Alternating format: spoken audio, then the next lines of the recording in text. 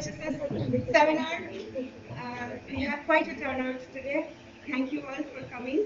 And let me welcome Shinod back to the department. He has given us a talk before, but he was not physically present, but this time he is. So to reintroduce Shinod, who is Assistant Professor of Philosophy in the Department of Philosophy at the University of Hyderabad. Before joining University of Hyderabad, he was a postdoctoral fellow at the Humanities and Social Sciences Department at Delhi. He has also had short teaching stints at Brennan College and the University of Calicut. His recent publications include Why Computer Simulation Cannot Be an End of Thought Experimentation in the Journal for General Philosophy of Science and Film Philosophy and Thought Experiments, forthcoming. His research interests are in the history and philosophy of science. Thank you, Shinod, for coming here for another talk. We really look forward to this discussion and all of our students. This talk is going to be moderated by Professor Samir Malik. So if Professor Malik is going, I invite him to sort of take over. See, I'm not going to moderate as such. Perhaps I'm here to. Am I audible? Yes. Yeah. Perhaps I'm going to set the tone, not as a philosopher as such. I'm not a philosopher. I'm not a social scientist either. I'm not a scientist. But my engagement with philosophy of science in general, because I always have taken philosophy of science as a method to understand praxis. Can we decolonize theory independent of praxis? Decolonizing theory may be seen as part of intellectual exercise, maybe as a part of social and political movement, revolution. Anti-colonial is part of anti-colonial struggle. Decolonizing tendency within social sciences, the way we look at. Students can look at the works by Said or Mahmoud Gawri or Alakas, Ibn Khaldun. I mean, many. Now, what Professor Shinod, I think this is the first time we digitally met you. Though whenever from Hyderabad University they come, Ishaq and others, they think that no, University of Hyderabad means then multiplication. And he did his PhD with Professor Prajit Kumar Basu. We all consider Professor Basu as a top-notch intellectual who is known not simply in India for his contributions to history and philosophy of science, but also across the continents. Again, whatever history of science I know through Prajit. In my first semester, Prajit taught us history of science, along with Kulkarni, who taught us late Professor Kulkarni, who taught us philosophy of science. When I look at decolonizing theory from the methodological vantage point of philosophy of science, obviously it is not an isolated category. One must look at it from multiple vantage points. Because when I look at philosophy of science as a student of sociology, I always look at philosophy of science consisting of at least three elements. One may be epistemology, one may be metaphysics, one may be ethics, and as a student of sociology, generally in science studies, we generally avoid metaphysics. That is our the kind of intellectual and political commitment that have not by avoiding metaphysics as such, but a kind of metaphysics that we can, not in its totality. Now, Professor Shinod will explain. Huh? Shin- 45 minutes. And let students raise questions. Okay? Over to you. They sit there and also talk. Start.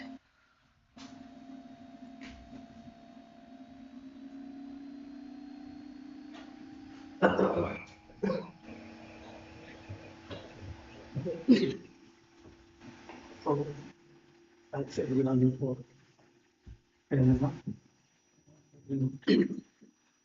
start with contextualizing the context of what my point. I'm told that we will start with text uses and applications. So, the question is that is contextualization. Actually, I got signed up for an online series of lectures on decolonization. Trying to decolonize. I didn't attend experience with lectures, but I got all the abstracts on the countries.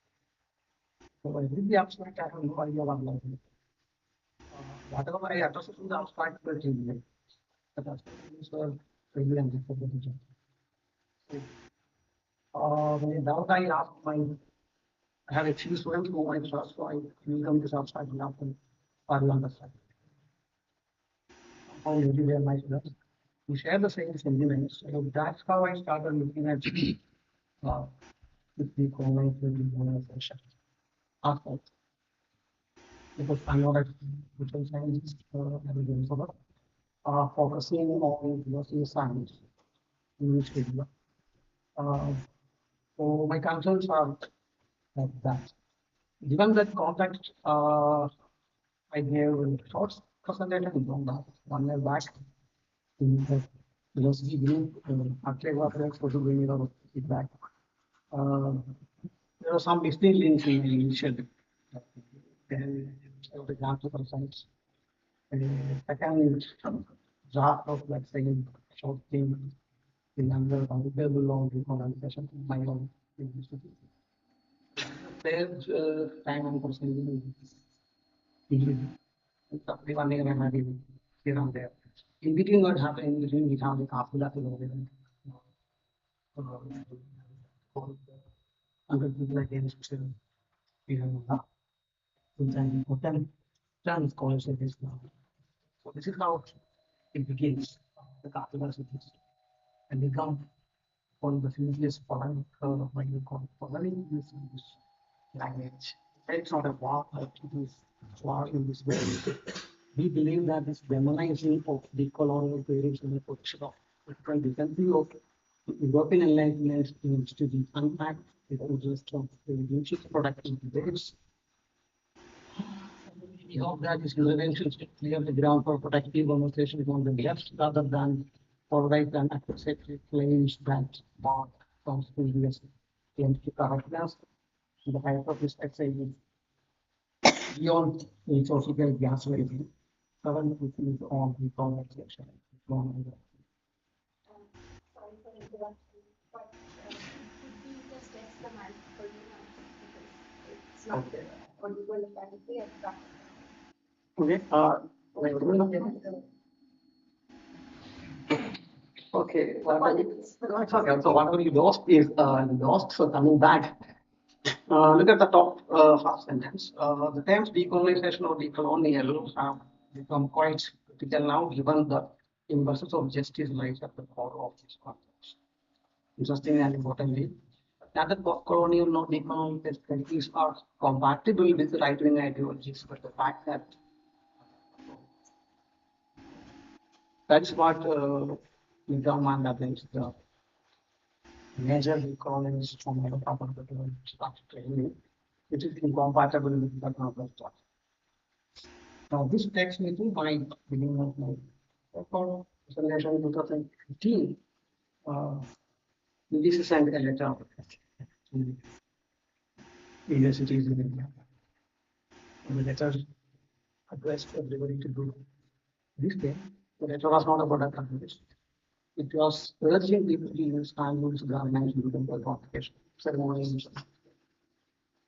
I didn't know that this was what was happening because I have just completed my PhD that time. And I was at them and that my friends were protesting on the use of code. I didn't know that this was a UC direction. 15 to 19, they sent the sentence again. Then 24. By now I'm a faculty. So this 24 means I am a faculty in engineering part. We have sent the same lecture, which expanded. This time, they are insisting. Many universities did this, taking these suggestions. Many universities have already switched to the handle, but are not doing it. Then reason this thing that wearing this handle, this is the reason that wearing this handle fabrics for the ceremonial purposes kind of enhanced the whatever national sentiments we have. And there's an economic reason of it. I'm not concerned with the economical reason, given the population of India, it might be possible that if everybody starts using handle fabric for on occasions, the industry may right. Who knows? That's not my interest. My interest is the other part. I agree this thing because everyone is saying that is incompatible with a lot of other stuff. Now, this move has been very fast moment of decolonization. Indian universities have been carrying the British style of getting the home. It's high time that we change the tradition and we localize. I don't use the term decolonization, but it has been changed fast. Random itself, I mean, you can't do changing. Now I have asked you to imagine the following. I will give you the context. So, you know, the brand filtering, now it's no longer on it was an Ireland brand. Now I'm thinking about it. Suppose we didn't just start producing shirts or toothpaste something happen with the time. And I wear that for my communication. I will have friends who mind national security. Extend it further. As part of decolonizing, decolonization. Suppose they start building a new brand for the Tamil region and they the same stuff. I wear it. Now what will happen to my sentiments? And extend it further because these are brand names are sold. Just like now Peter England is owned by an Indian company. So they may sell the brand. Now if foreign company may sell the Namu Indian t-shirts and children will buy that for our congregation. I don't know what will happen to this kind of protection. It's not a title that are me to look at. One would object, this is not a proper instance of decolonization. Maybe. And then my last part of my suggestion will tell you why that move won't work. Before that, let's go back and first look why you we decolonize. The earth is not new, it's just in part, is a responsible part of our freedom. So, this at one time we were very in our Indians proposed position, we are responding to Makara in famous flavors. I'm not reading it out in number times. Makara claims the line is the target there are responding. And you also have the chart and the letter, letter to Viceroy from 1875. So the letter of the Viceroy is that is science in Indian medicine. So this one, Indians have everything else, they don't have science, and science is specifically European. So by giving them science, and complete we shall do more and more to direct their thoughts towards practical science where they are asking stability to their after inferiority to us. So we have this colonial context, and people are responding to that. Right? That's the reality which allowing explicit observation. The struggle for the Indian independence kind of necessitated the concept of an Indian national identity. So decolonization is now an extension of this purpose, and this panned out further in this way. Now we have what's on how various things happen in India. So these are the making of modern physics in colonial India, the hybrid parts. Many Bhadralogs Bengalis pursued modern science in conjunction with independence from British rule. And as a twist, science was introduced by the British primarily after colonial projects to ensure the integrity of the nation. Now it become for later they got a little now it become a more foreground cost nationality, etc. Sports science become a response of the colonial subject to the master. It's an occasion for them to do this. This extends further. Yeah, in between we have this thing, the father and the son, philosophers, Chandra Bhattacharya and Chandra Bhattacharya. So the same K.C. Bhattacharya is probably quite not probably Rajin idea. So make this observation. Once traditional task of ideas and sentiments is first without comparison or competition, like a new caste representing an alien culture, which possesses one like a ghost. This objection is favoring of the spirit. Some later writes they somehow capture the Indian mind, primarily through science and technology, and secondarily through the human values, quality, fraternity, and love. The Indian mind, at least the mind of the mainstream that was Hindu, just captured Western found that access to this country. These are all responses to the particular belief Indian post independence. Um, because effect is quite similar and serious. In this case, uh, Carlos Bhattacharya's assertion is particularly interesting. He is not accepting the defeat in science and technology side. He also tentatively accepting that there is a defeat in the human value aspect, equality, fraternity, and love. Equality and fraternity now would immediately understand it, to connect it with the morality and everything. But if I take a leap from there, is conceding failure on two grounds. One on science, the second one is on philosophy. And that is tricky because usually we think that okay, in India we have good, philosophical tradition and solid traditional philosophy there. Now, given this historical condition,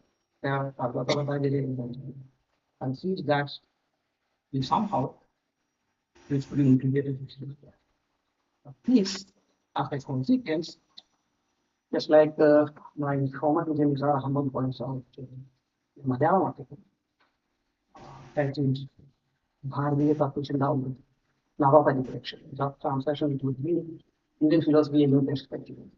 He makes this observation. That colonial conditioning shaped the way philosophy, Indian philosophy performed in India. It became there is an urge to do this new stuff. Then there is an urge to prove that there is philosophy in India. Then there is also an urge to prove that the philosophy in India is at least on par with the kind of philosophy that is available in the West. And I think some proof. One aspect where this thing realized is the kind of comparative philosophy that becomes so prominent in the Indian philosophy circles. That is what Mathila, the marvelous work in Indian philosophy about complex section. And if you read the introduction of this book, Mathila makes all the pains, takes so much pain to convince us that there is philosophy in India and Indian philosophy is really good and simple philosophy just like the Western. In this case, I have highlighted some parts. Till we observe that a meaningful articulate dialogue can be organized between the classical Indian philosophies of the above schools on the one hand and the Cartesian epistemologies, modern analytical philosophies on the other hand. Throughout the book, one side or the other, keep on invoking a comparative. It is not a comparative analysis, keep on bringing those stuff. They are there to validate probably validate. This is from there. This is kind of a Bible for those who study philosophy in India. Actually, we all use in our YouTube critical survey of Indian philosophy. But the book begins this assertion Western philosophy has remained more or less to the etymology of philosophy, in being essentially an intellectual quest for truth. Indian philosophy has been, however, Indian spiritual and has always emphasized the need of practical realization of truth. Well, if we stop there, then we can like Acharya considers history work. Ray is claiming that we had science of chemistry, maths, kind of things comparable or better than what Europeans had done. Television. In the philosophy of introduction, it's a characterization of Indians. I'm not reading it aloud. You can see that stuff. And you compare that with this characterization of Indians. It's Orientalists. Much similar. So both emphasize the non-active, non-aggressive, passive, contemplative, meditative, peace-loving Indian. That's picture. This is now according in this Max Muller's characterization of the no people are passing orientalist. But others. Traduction basically refrains against that. Surprising. So this is the broader context which things were happening. Realism had effects that effect shaped in a way at least philosophy of done in India. How we conceptualize philosophy in Indian English. Get it? Every Indian philosophy as well as Western usually get even from a book from the 2016 the contact page there is supposed to use Indian philosophy. I teach English philosophy in PG students. There is no such question. It's no doubt in anybody's mind that the Page was a philosopher. And what you have on page, three fragments. There is not even a one page full of written things from page. But what is now that page is also bad. But in our case, we have volumes of writing. But there is this stuff. So the inferiority plays out in many ways, and I'm not saying that it completely shaped Indian philosophy, Indian thinking, but this was a mode of response, and the mode of response was in part shaped by the antecedent types of colonial transport. Second, because now they are constructing an intelligence, the intelligence they have constructed is immediately become the Orientalist idea of India. Because the Orientalists are pitching their idea of India against the other metallized kind of India. So this is trivial because that. But because colonialism touched everything, decolonialism has also to touch everything. Because this is a random list of books, IT, so that we explaining what are the subjects of what can be subject to decolonization. Institutions, it is museums, material things, animals, decolonizing animals, curriculum, religions, concepts and disciplines, science, theology, ecology, history, journalism. No, pedagogy, ecology, communication. So, have a neat classification of these things. So, broadly, we can say matter, mind, and concepts or theory. All these are subject to decolonization. I would be concerned with decolonization of theory, and my proposal is a negative one. We're trying to show that decolonization of theory, as I understand, is from reading Nizam and other historical areas. But when it succeeds, this decolonized gesture is to be nothing other than the mundane critical engagement with anything. So that's what I will be trying to do. Before moving on to that, I mean, we have some idea what is this thing called decolonization. Some random definitions. One is from USF evidence and available on the website. Decolonization involves identifying colonial systems, structures, and relationships, and working to challenge those systems. So, both the definitions of characterization of decolonization remains more or less the same. So that helps us appreciate meaning, the meaning, and the logical structure of this decolonization. take any decolonization gesture or art, you have to do some of the three things. First, the job is to identify the colonial.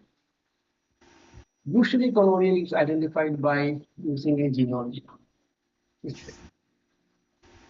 Second, to do something because there are people. You have to do something with the colonial. That's why people have been arguing that decolonization is not a metaphor. You're doing something. You do something on see, and this action can happen. There are many ways we do decolonize. These are in the description here. You can reject the colonial at all objects. It's not. The example is the recent one from Hyderabad University. The forest movement. At last, a woman without roads statue there. Then it's transformed. You reject. You replace it. Rejection doesn't mean that you will replace or replace something. You replace the object with something non-colonial. You rework this thing, and we also do determination by renaming places. And just for instance, one of the best novels in my language, Start with the sentence, stop translation is same stop text, Victoria Terminal.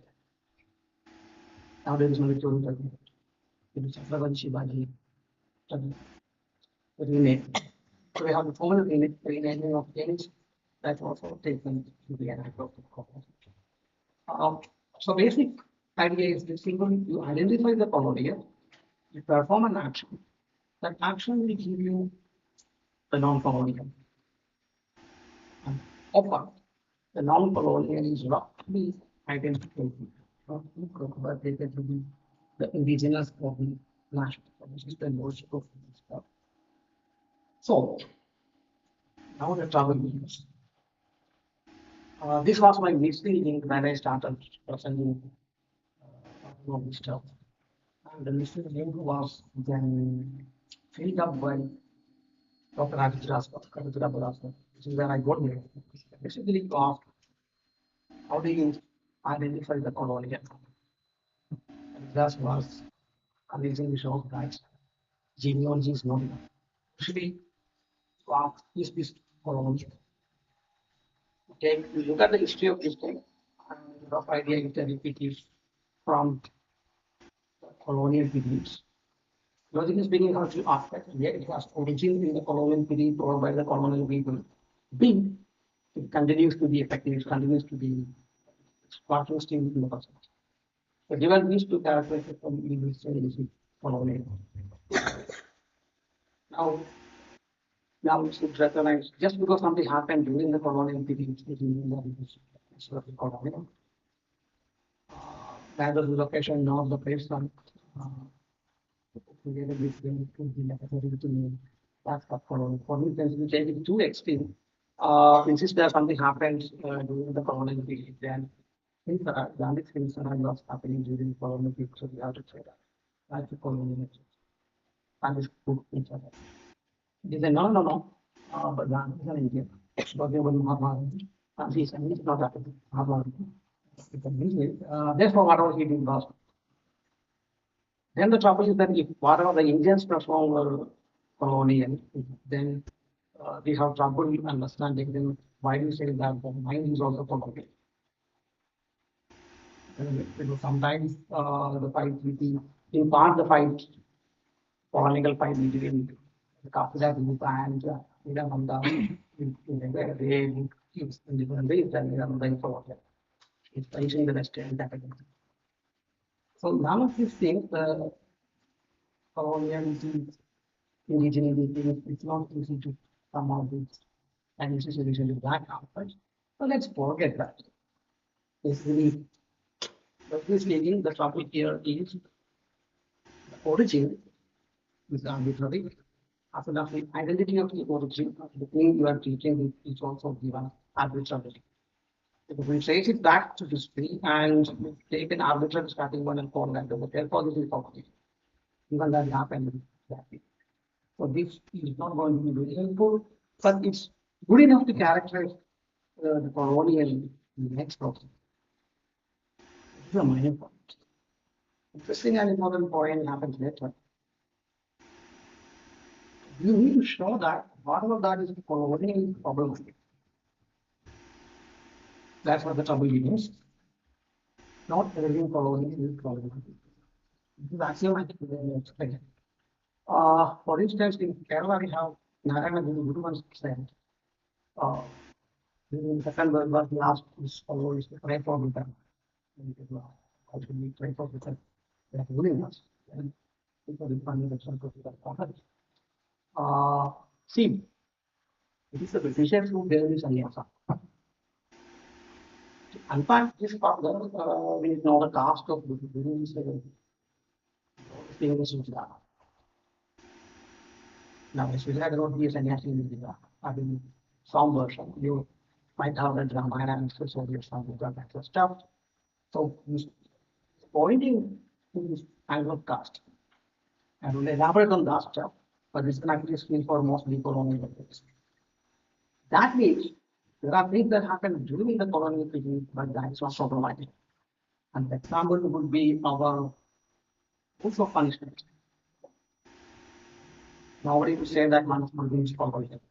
Nobody would give us code of conduct, punishment and wisdom. And compare that with the code of conduct and punishment in our constitution. And which one is the colonial and which one is the non-colonial, and which one is the problematic one. So that's why you need a normative regime now to say that this is colonial and this is problematic. And all of it is going to be troubling for decolonization. Now that we go move ahead and become the major issue for decolonization theory. This is a legalistic, title decolonization theory. So I'm trying to make sense of what is this so-called decolonization.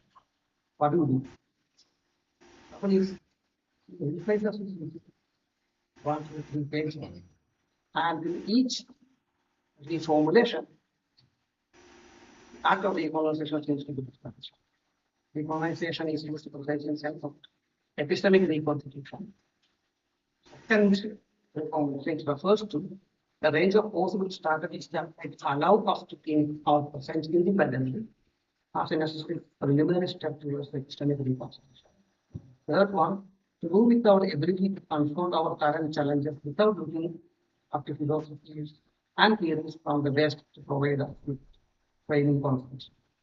The trouble is strategies for doing something and the result of that thing cannot be the same. So the problem is the strategy side is information, or is it the what you do with the strategy that information?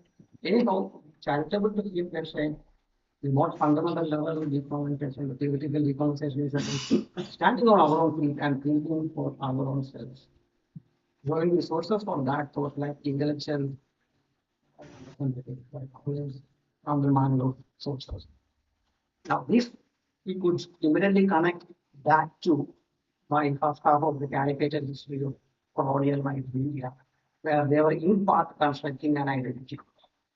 Except that becomes a problem here because they're doing something for yourself.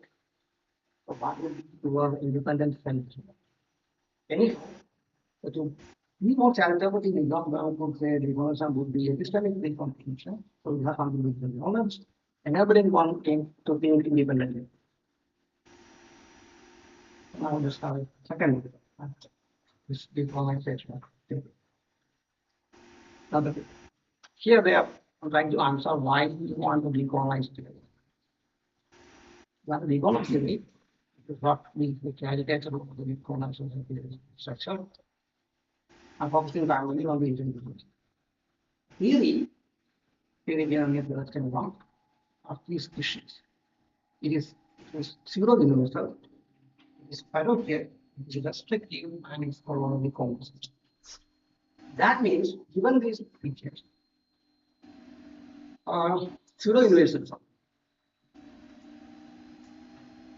Here, the claim is that these theories say lost of justice, or anything of that sort.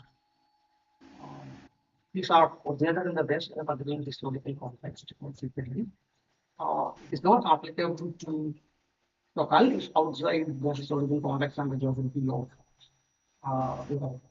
parameter. However, the European to Western inhibition depends asking these theories are applicable to everywhere and anywhere. That's why this is going with it.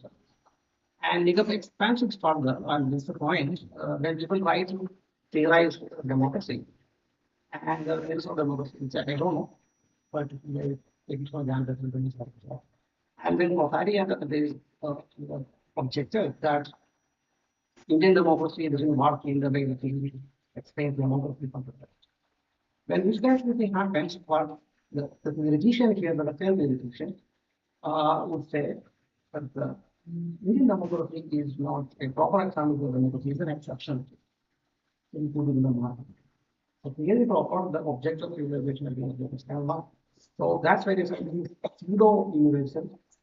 Whenever there's a counter from the margins, there is an exception of the proper site of civilization. Margins are not the proper site of civilization.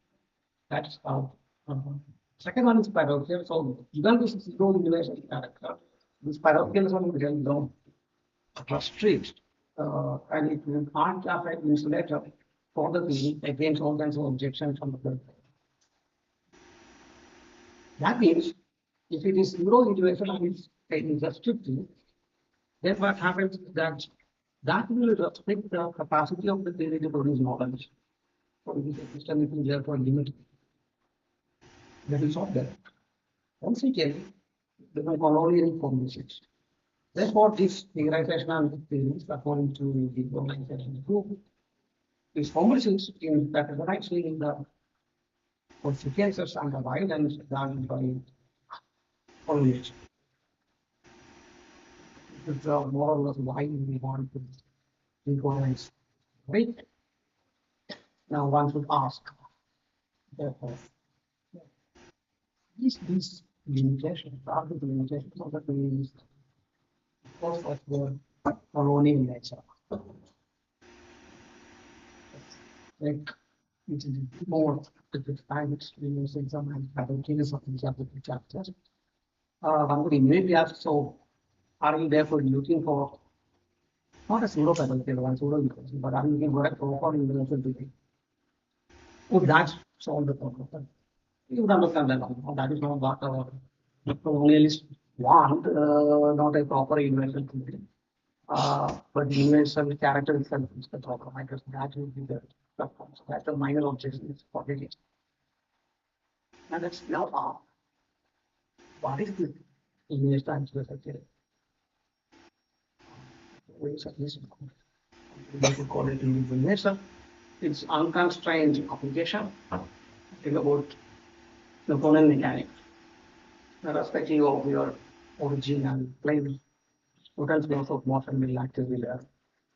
It doesn't matter whether you are colony or not colony. The reality doesn't care. So that is the kind of understanding universality. And the theory that govern gravity therefore applicable everywhere. That is the kind of one kind of universality. Other is okay, the theory will provide you universal techniques for engaging in domain specific phenomena. It's an restrictive sense of universal enough. I will now it later. Now here we have a function. The function is that a theory is not equal to a descriptive technique. I give an example of mathematical technique so that we have it further. So this sense of attacking Western theory is very explicitly asserted by William Brennan in his work. Changing theory, concepts from the global south. That is the fashion for the concept from the global south, events from the global south. I would like to call concepts from global Kerala. Extreme version of concepts from global languages. That's my local perspective. Anyhow, Brennan is now saying that concepts from Asia and Africa are seen as mired in particular. That is objection they raise against the Western religion because they don't there at least to see these ideas coming from the margins. Universal concept, rather they are feeling these as particular ideas. On the other hand, we forget that the universal is merely an European self-regarding nativism that was backed up by analysis often forgotten. Polemical, but like you go on the science, the universal nature of the theory is basically enforced at gunpoint. That's what names metaphor intelligence. What's funny about this is the chapter in this book on Marumadataya by Bhuman Puria begins with this particular observation. What do you say? Any concept now in this presentation, I am legitimately using theory concepts along the institution because it's arguments we want with respect to the terminology, whether you call the theory, whether you call the concepts, that we might have. So any concept rings true in the global context only when it has the philosophical analytical appeal. Otherwise, concepts become a parochial representation of this Asian and temporal idiosyncrasies. Just appeal to a scholarly society outside of its immediate locus. Now, the book is conceptualized as project against this characterization of theory. Now, Korea in this chapter, because this is what theory is, then he does something interesting. Then he does the opposite. Then he gives us a discussion of the particular term called the matrilinearity in Malabar. And he complains about the way the name was translated in English and what was the Austin translation and that. It's a good work article. I could have picked any other article from book and have done the same one actually. But I think this one because he's working on Kerala and the time I understand. I'm under the concept. It's easy for me to understand that. That's why I did this article. Now, rest of the article, what he does is basically opposite of this. But we talk about the time which was translated, and that. So the time is basically now a descriptive time. It's not a political concept. You understand it in this now. Pick up translated section. Srinivasan. Imagine Srinivasan side translated section.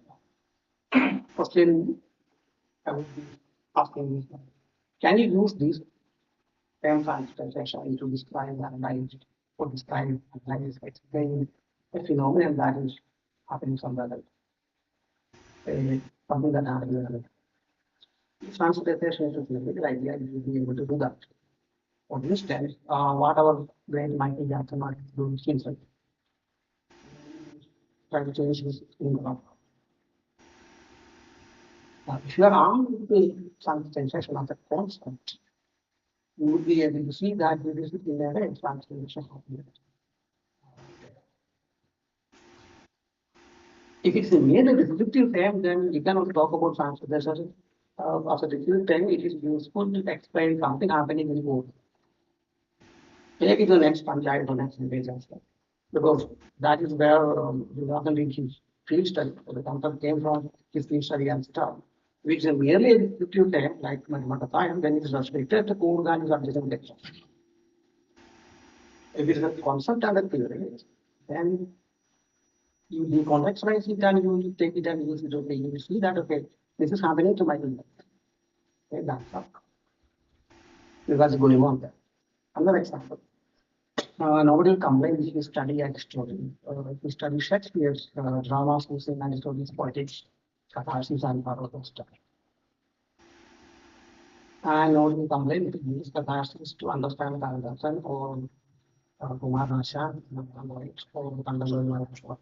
We would object to that. Now, we waste it. We have Rasa theory in Indian studies or religion. Now you see, you try to, if it is a concept with the theory, then you can study Shakespeare through the fallacy.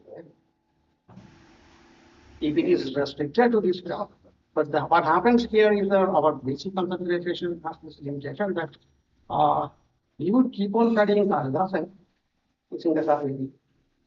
Not even put the Sathini to work to understand, contemporary poets. But if it's a concept kind of theory, you can do that to Shakespeare part. So that's what I'm trying to throw here.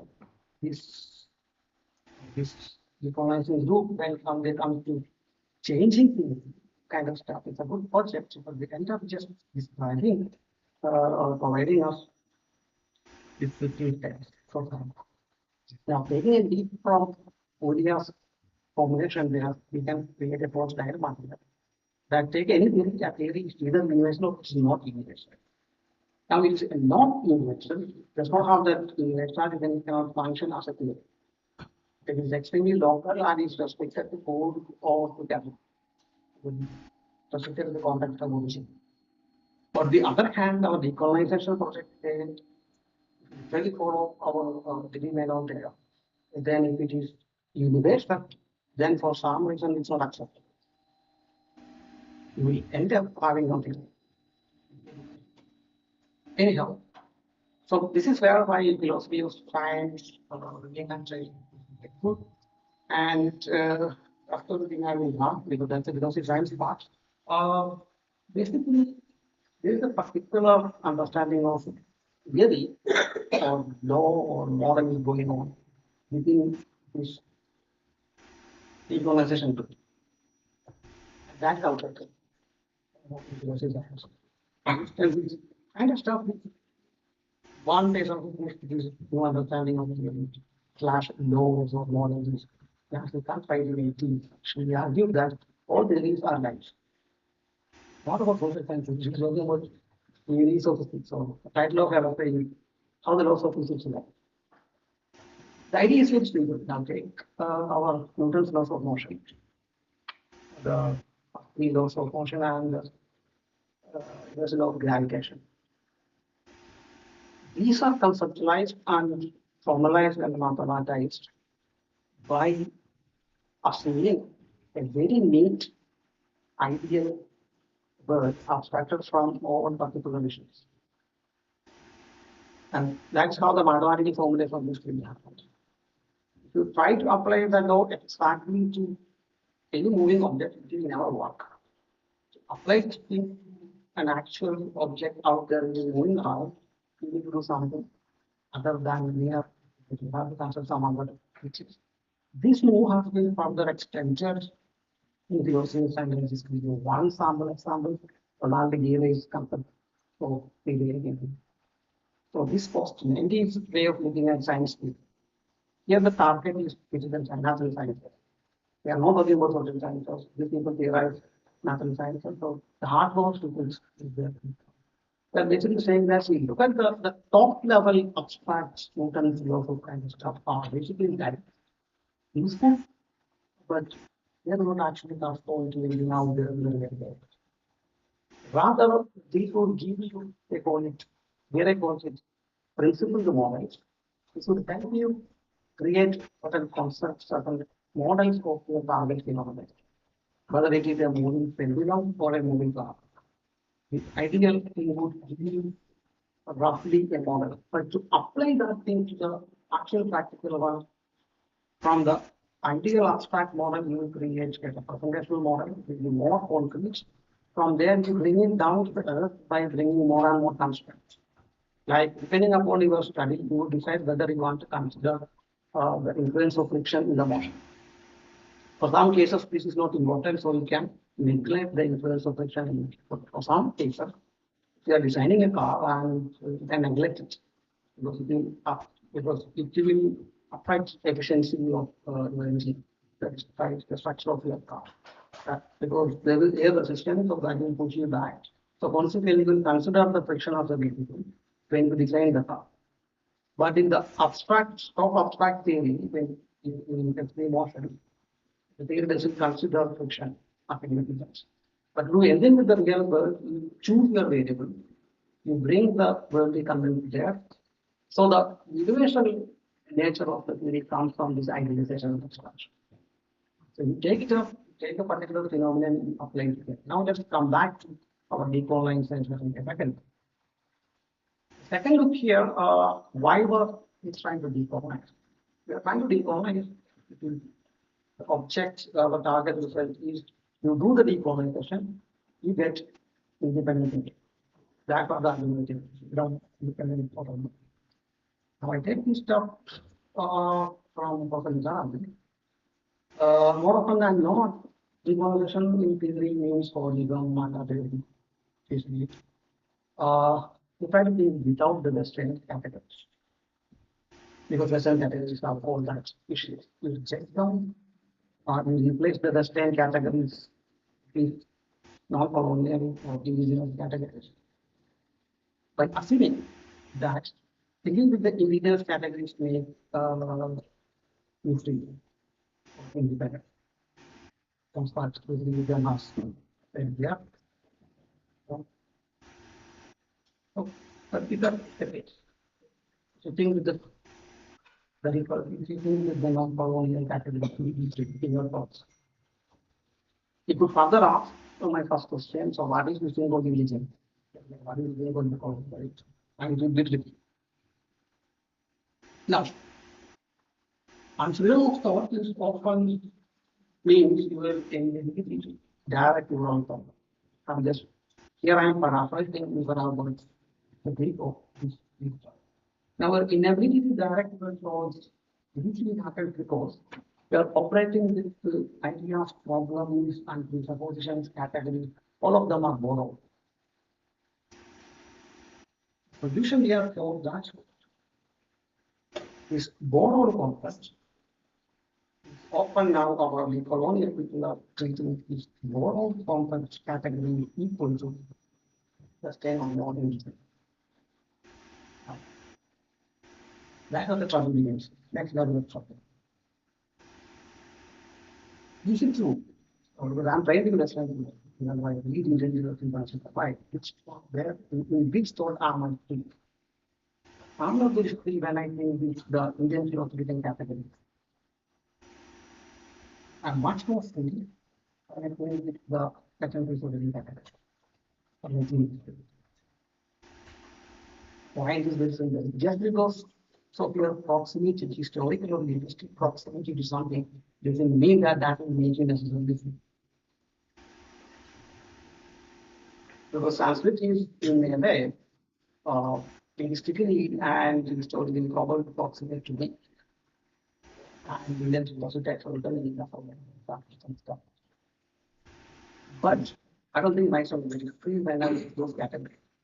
But for somebody who is trained in this particular kind of living at the world, make him very free in that particular knowledge. Now the proximity to something, the indigeneity of a category is something that will make someone think that is just because you are operating with John Rawls idea of injustice and you are playing it in an Indian context, doesn't mean that you are not free in your thought. Partly because colonial people make a mistake of thinking that I'm borrowing from Aristotle, style article, which is also in India. What happened when it is also in India. So the colonial people would make a mistake of thinking that okay, you can directly apply role theory in America.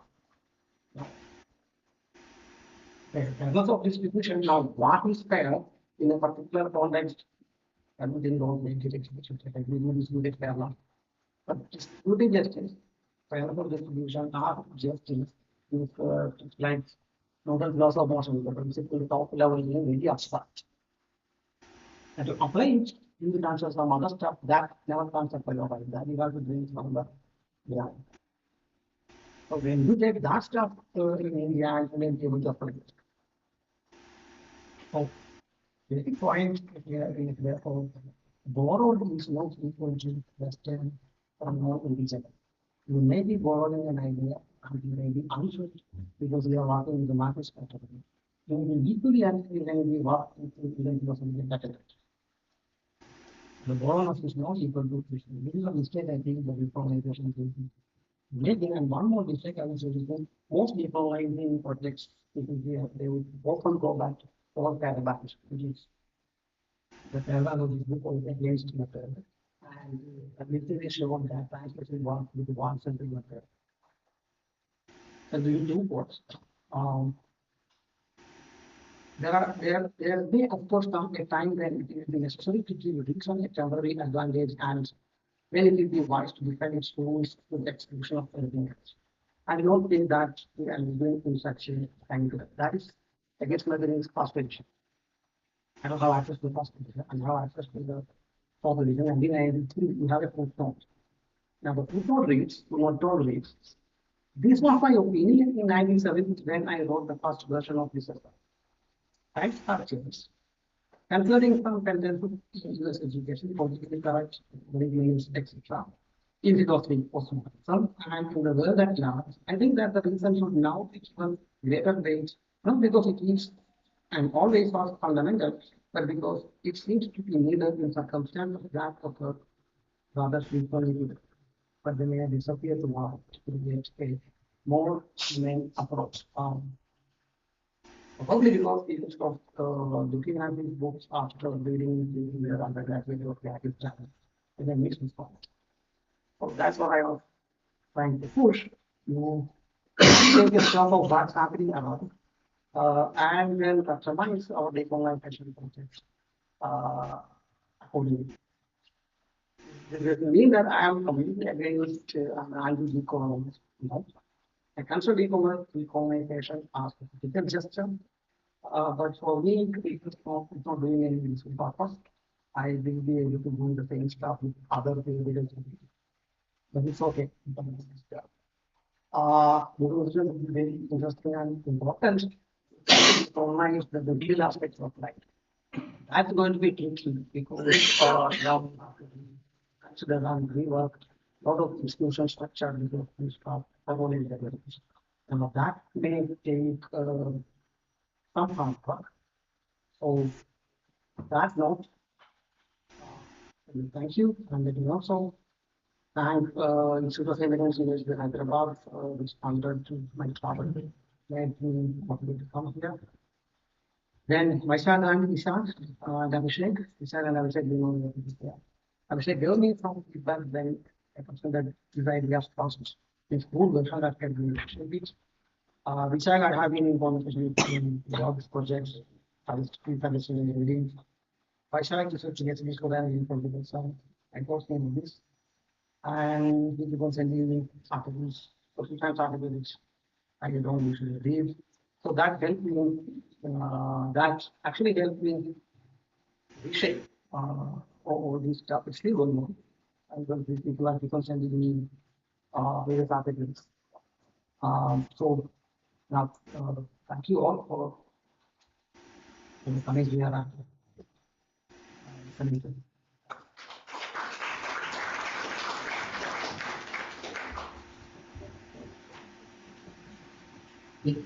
Okay. Thank you very much, Prof. Shinod. Actually, how Prof. Shinod has narrated this debate by starting with articles, reflections of decolonization from the left. I mean, I think governors know. At least I know them. 50 years. But he was very active in 70s regard. And then he was trying to look at the UGC's note on review by making a reference to Hind Swaraj, when Gandhi said that if India copies England, it is my firm conviction that she will never. And the way that those changes in the convocation rule were introduced by places, perhaps decolonization. This is actually not decolonization. That decolonization versus nativism, that is story.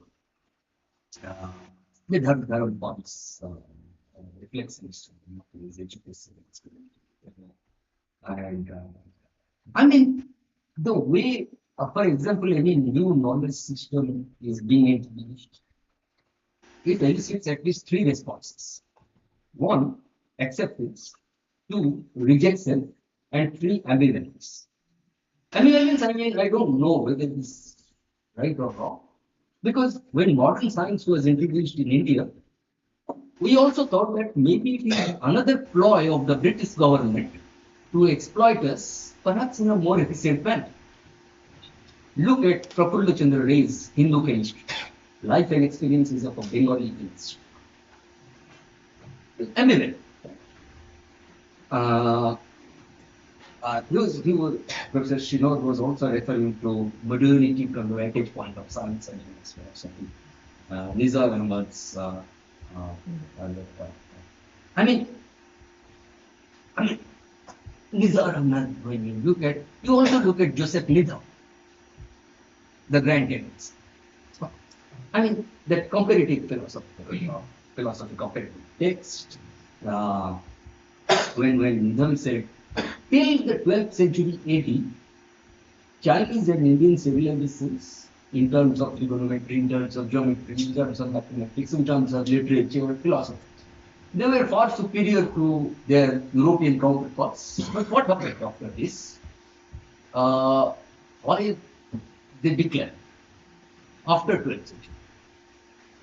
He provided a possible explanation for this. He said that perhaps the way the West could witness quick changes in their modes of production, China and India didn't witness them. This probable answer. And the threefold classification of perspectives that we tend to see in philosophy of science, in science in India, and so on. I mean, Jahir Babur is maybe taken as a reference point that colonialist, orientalist, and nationalist perspectives. What Professor Shinod had said, is Indian philosophy philosophy? I mean, then somebody may say that no, Indian philosophy actually is not philosophy; it is ethno-philosophical. And the kind of objects of decolonization I think they must also be historically conditioned. That the nativism that we're referring to, that the politics of decolonization,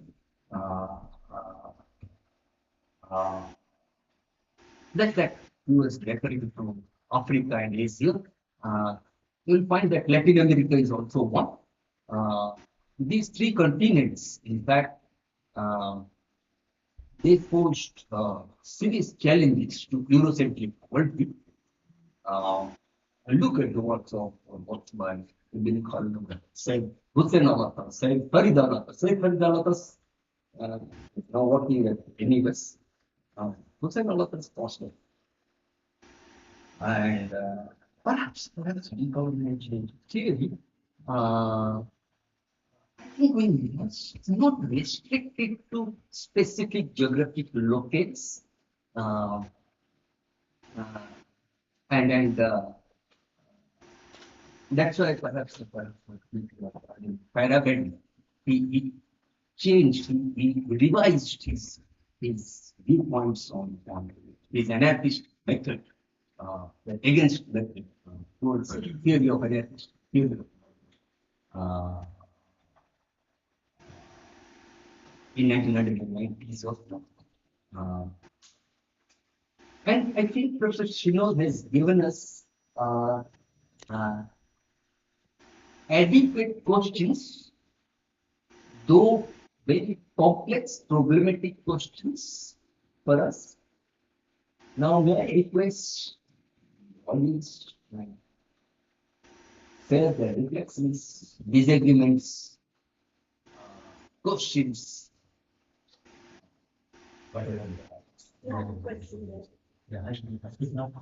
So, okay, it seems that a lot of activity is being done by a comparison of perceptions. So, theory of justice is abstractly seen as theory of damage. But your interlocutor from the other camp might be tempted to ask that why, when you put in the details, not apply the constraints, this one's the justice. Why it is in the case of the hand. So I'm not willing to call it graduation pathway and graduation. But when you feel that details are somehow willing to call it justice, that is very consistent. Constraints are so different. And the nature of guidance. Thank you very much. Second, I think it's uncharitable when you're trying to feel independent thinking history that inability to direct the whole part. Maybe it's about getting rid of a list of available methodologies or list of methodologies that are not given a place in life, methodological solutions, either alternate ways of understanding. On that, go ahead. As per his preference, I cannot dictate. What we say inability to direct on spot, I say I think maybe our thoughts are exhausted. It's not our inability. Exhausting, not one thought. Yeah. Thank you. He's to solve Chaturvedi. He's doing a philosophy PhD in philosophy with answer. First thing is that is going. Basically, asking that okay. Unlike gravity, when you change location, just really just change. And because you change the notion of justice, then you conceptualize it in a different way other than balance or distribution. That's a different conceptualization of justice. It's not just take up something else. Or capability approach. Same. Same. That is a different conceptualization of justice. I'm not talking about this one. I'm just talking about theory, which is our fairness and application here.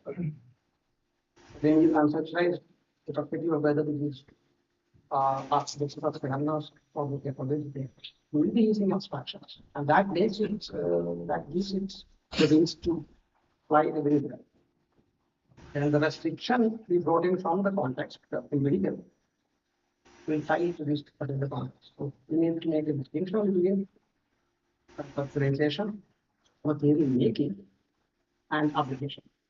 So I'm not saying that okay, these are the same thing. But I'm saying that you can apply, you can read and use Rothschild, and that will be obviously constrained by the limitations of Rothschild way of living and the obviously. Just like this slide, our reading of Shakespeare using SR definitely constrained by the constraints of SR theory, not out. But the simulation aspect of the theory help you look at that part of the world digitally. Otherwise, what you have is mere distributed. So this will not change the application of that theory here will not change the format. But you can have a different conceptualization of justice. Yes. The second one, yeah. So the idea is that the domains are in there. So justice is an artifact of it. While in the case of gravitation, it can be vindicated from other characterizations. But the same idea of justice might not be retrieved to other characterizations. There is some distinction between the domains of justice and domains of gravitation. That is That's true. When we appear protective justice or fairness of justice or fairness of any other.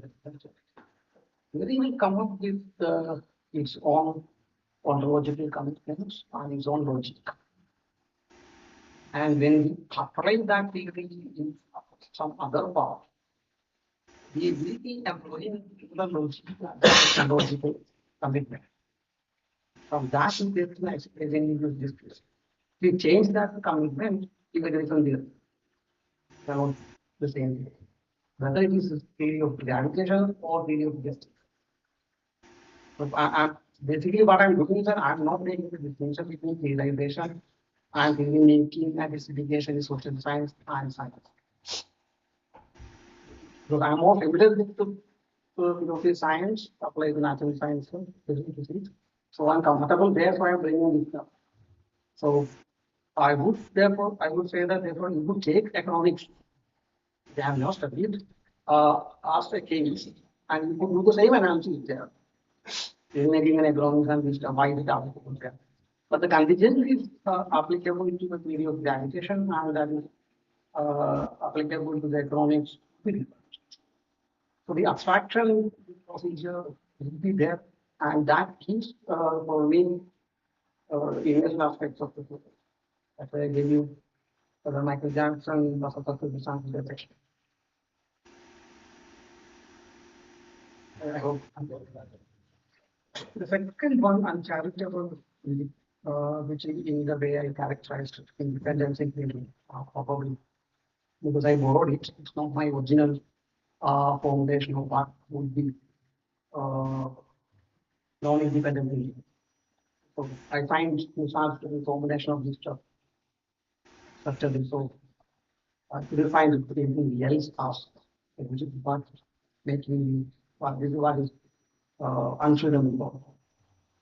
So as in ideas kind of stuff, I have the same basically when I learned for other ideas. We got new concepts when we say Swaraj in idea, we bring a notion of the self and mindness. And apparently for HED, area, that is some kind of probably a Hindu self. The trouble I have is considered by language and other kinds of stuff. Now look at me, I'm a Malayali, reading Bhattacharya because he wrote this stuff in English, which is I'm not more following that, but which is the language we got from the Polo, masters. Now, where would I locate my own Swaraj idea? I think Nissan is in part more motivated by similar line of thinking. Saying that it's just because it is proximity doesn't mean that it's mine. I make it mine because then because I work. This will be better. It can actually better when you think about science train. Training is science train. And total is then because I have listened to them talking each other, they are basically reciting equations, talking to each other. I have studied with that after that is well, I can solve it. But they are basically reciting solving the situation and the nuance of this stuff. Two people are talking to each other. It seems that they look quite free in that language. They're trying to do that. They are quite free. You bring them to social science, they are not free. They think that they are free here. Then they stop social science. Most of them ignore. Some of them will talk nonsense. So they have no too much uncharitable. Many of them fail to understand the nuances of social science research, and when they try to talk social science, it end up very shallow Wikipedia level in description. So they are free when they discuss in particular niche quantum mechanics, beginning to quantum mechanics, they find the equations. We use the same stuff in our forte, which our theoretical domain we are engaged in. So that's why I thought, okay, Nizar is making sense here. Freedom is freedom is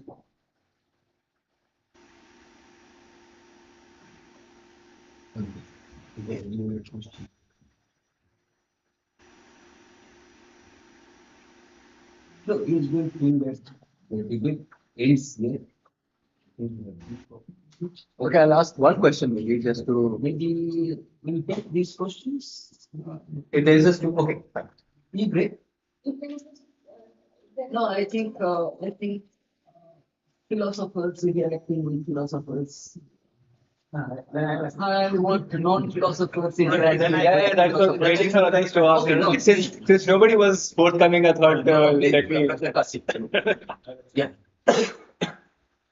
Uh, I'm not very sure if I got the entire thing of your presentation. I would like some clarification on the distinction you seem to be making between terms that are conceptual and terms that are purely descriptive. Because it seems to me that conceptual terms are also descriptive. And what really matters in these cases is the contrast class. So when you're talking about, fine, forget gravity, let's talk about photosynthesis. Supposedly it's a conceptual term. One can imagine a planet in which plants or whatever living systems do not generate food in that manner. So clearly the term photosynthesis, which is conceptual for our vocabulary, is purely a descriptive term for their vocabulary. The contrast class when it comes to social sciences is more narrow. We think that all plants on the planet are similar, but we don't seem to think all societies on this planet are similar. So terms that have a wider scope of applicability, say photosynthesis, which are found in natural sciences, and terms which have a more narrow scope of applicability, something like matrilineality, I think that was the term that you were using. They could simply be explained by the fact that the contrast class is small.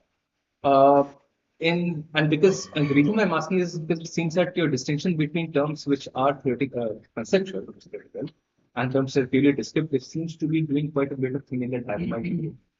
Yeah, that's why I say it's a false balance. We can extend it further. See, to push this further, we end up, Jane understand better, we end up with the whole trouble of distinction between observation and theoretical set. Yeah. I'm not committing that absolute distinction. But at the same time, I'm not ready to give up the distinction between theoretical science and observational science. So are the decolonialists right in a sense that what we call the, I mean, for example, I didn't even understand what is the theory that is being decolonized here. But are they not, could they not be right in saying that some of the terms that are used in, say, social theory, theories of politics and democracy, governance, whatever, because they have a narrow scope of application, the contrast class is readily available to us. We can talk about Indian democracy vis-a-vis or in opposition or in contrast with American democracy. But we can't do that when it comes to Indian photosynthesis versus photosynthesis. That's true. But I would add further saying that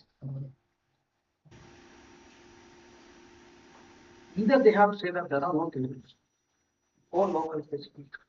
Indian democracy, everything is local. To take up approach, or we have to go for this contrast class based universal discount. I'm okay with that. But what I do is that I am going for the abstraction and making like democracy. I think very abstract. It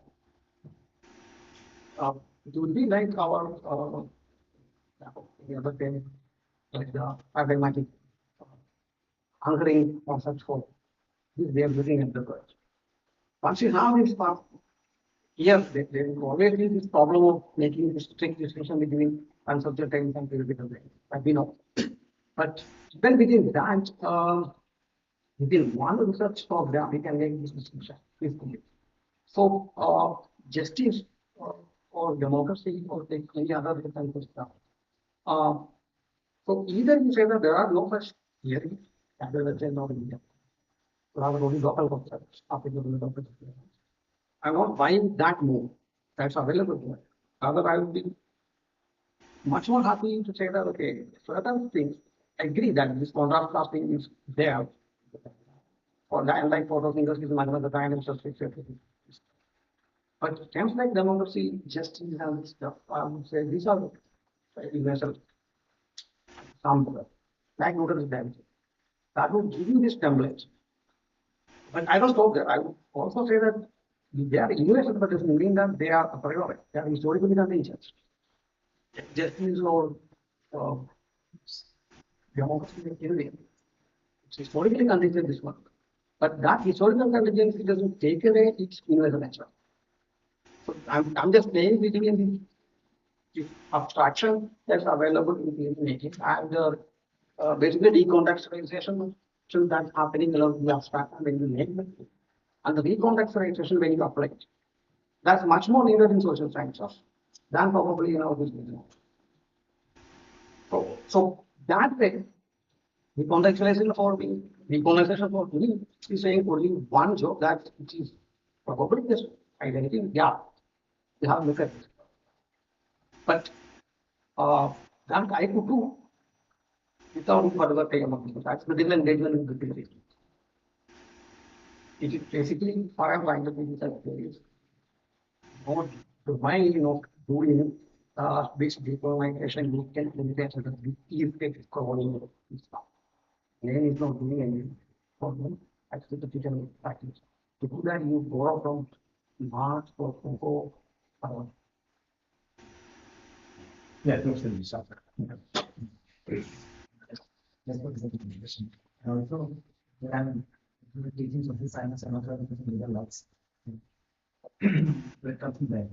So, maybe talk of decolonization. There's a certain tendency or like an aspiration to get rid of colonialism category. But I'm not sure whether we see that tendency to get rid of how caste also or jati also shaped out in India. So if when we focus on decolonizing our mind, or from free ourselves from Western constitutional categories and raise the shift of thinking, I don't see a lot of this decolonizing attempts being targeted at how caste dysfunction, caste state development. That's one thing. So it's, I think it's a certain important element given the politics of decolonization, which also want to do that according. If you could give a possible explanation of why it happened that is because people were into because their existential dilemma of is restricted to their Indianness, sitting in sufficient departments and elsewhere. Or is it their own existential dilemma to their psychoanalytical decolonize?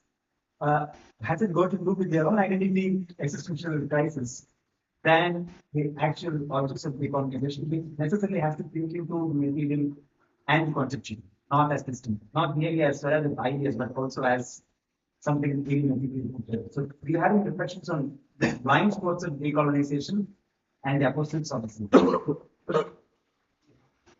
Thank you. These are things I will touch upon. Yep. I'll take you back to scientific term of engagement in India. It is trying. We have manifesto on scientific term work. Then there is a counter response to the action. They need the guru over the people of this group. And nothing of basically bashing the politics.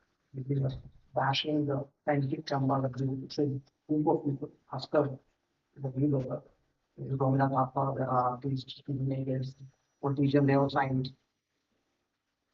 Now, in nowadays, rationalist is scientific, because scientific term basically argues that science will help India better progress, give some statistics.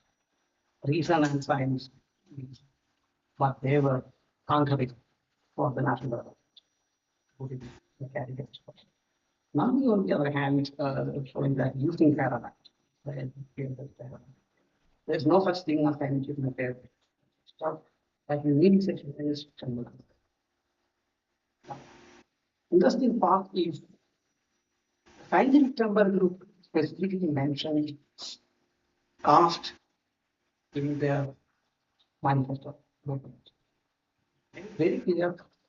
Science, the precondition for scientific temper is the caste society. Within a caste society, you can't have scientific temper. I mentioned it in this. Now, in non-polemic, it's not asked rather what came from his memory. This is why we say for science is superficial science is good. Religion is a superstition of the government. Caste disappeared. Another one would be Swarajin idea, last paragraph. This I can't call. Don't remember the exact thing. Swarajin idea, last paragraph basically makes a comparison. And he says that the caste, compare between the caste experience religious caste with the new caste group, so the new caste formulate created by the Western, basically westernized the Indians after the new caste. And he makes this claim that the new caste, the westernized the Indians is much more superior than the Indian caste. That is the blind spot. Uh, because of my false modesty, I don't know taking the next thing. The task question is that the colonial, that's where I giving arrival details. Because for a caste Indian, colonialism was not on that, or not also. Probably the counter would be that the caste that they being experienced, which is colonialism, which I'm not going to buy. Other polemical response would be caste is actually the indigenous non-colonial thing. So now what to do with that thing is our burden. Now there uh, I will be guided by probably my larger ideas, normative ideas regarding social justice and justice. For that, engaging with the task, who helps me, whether Ross helps me, Marx helps me, or somebody else helps me, it's a different question. As long as if Ross helps me understand the task inequality better, or Marx helps me understand it better, I'm going to take it. I don't worry whether it is European or American. Yeah, that's Except Legals may have this problem. Thank you very much, Dr. Shinod. Uh,